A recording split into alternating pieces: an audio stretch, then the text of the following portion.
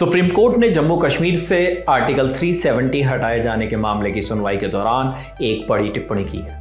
कहा है कि जम्मू कश्मीर में धारा 35A ने देश के अन्य हिस्सों में रहने वाले लोगों के मूल अधिकारों को छीन लिया था।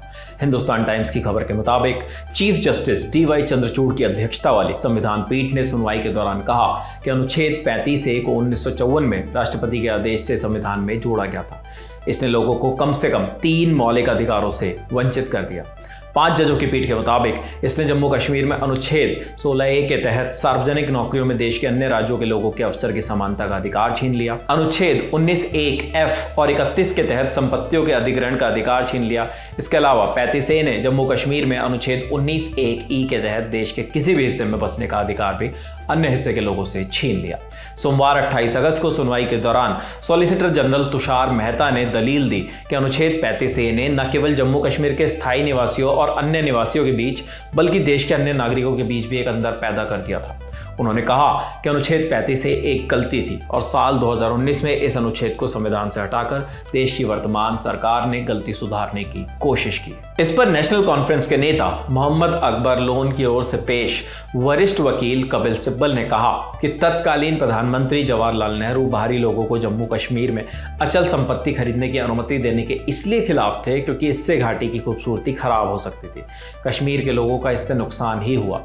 इसके बाद तुषार मेहता ने कहा, अतीत की गलतियों का असर आने वाली पीढ़ियों पर नहीं पड़ना चाहिए।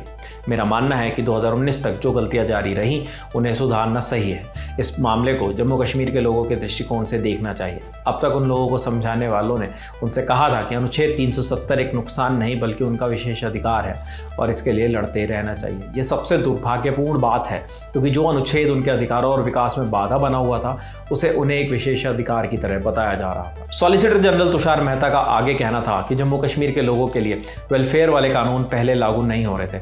अब वहाँ के लोग महसूस कर रहे हैं कि उन्होंने इतने दिनों में क्या खोया है। वहाँ अब निवेश आ रहा है, टूरिज्म बेहतर हुआ है, लोगों को नौकरियां मिल रही। संविधान में राइट टू एजुकेशन एक्ट अनुच्छेद 21A के तहत जोड़ा गया, लेकिन 2019 तक ये जम्मू कश्मीर के लिए लागू ही नहीं होता था। अनुच्छेद 35A क्या था, आइए आपको ये भी बताते हैं। भारतीय संविधान का अनुच्छेद 35A जम्मू कश्मीर की विधानसभा को यह अधिकार देता था कि वो राज्य में स्थायी निवासियों की परिभाषा तय कर सके।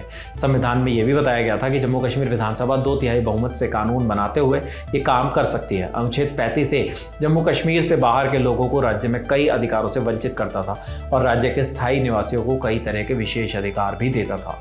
35A से मूल निवासियों को मिले अधिकार भी आपको बता देते हैं। इस आर्टिकल के मुताबिक जम्मू कश्मीर के बाहर का कोई व्यक्ति राज्य में ना तो हमेशा के लिए बस सकता था और ना ही वो संपत्ति खरीद सकता था। जम्मू कश्मीर के मूल निवासी को छोड़कर बाहर के किसी व्यक्ति को राज्य सरकार में नौकरी भी नहीं मिल सकती थी। बाहर का कोई व्यक्ति जम्मू कश्मीर राज्य द्वारा संचालित किसी प्रोफेशनल कॉलेज में एडमिशन भी नहीं ले सकता और ना ही राज्य सरकार द्वारा दी जाने वाली कोई मदद ले सकता था। अगर राज्य की कोई महिला बाहरी राज्य के किसी व्यक्ति से शादी करती थी तो राज्य में मिले उसके सारे अधिकार खत्म हो जाते थे। उसे संपत्ति के अधिकार से भी वंचित कर दिया जाता था। ऐसी महिलाओं के बच्चे भी संपत्ति के अधिकार से वंचित हो जाते थे। लेकिन राज्य का कोई पुरुष अगर बाहर की किसी महिला से शादी करता था तो उसके अधिकार खत्म नहीं होते थे। उस पुरुष के साथ ही उसके होने वाले बच्चों के अधिकार भी कायम रहते थे। जम्मू कश्मीर से अनुच्छेद 370 हटाए जाने के बाद से लगातार इसे लेकर बातें होती रही हैं। संविधान पीठ की सुनवाई के दौरान अनुच्छेद 35A को लेकर ये तमाम जानकारी आपके लिए लेकर आए हमारे साथी अब है। देखते रहिए दी लल्लन टॉप। शुक्रिया।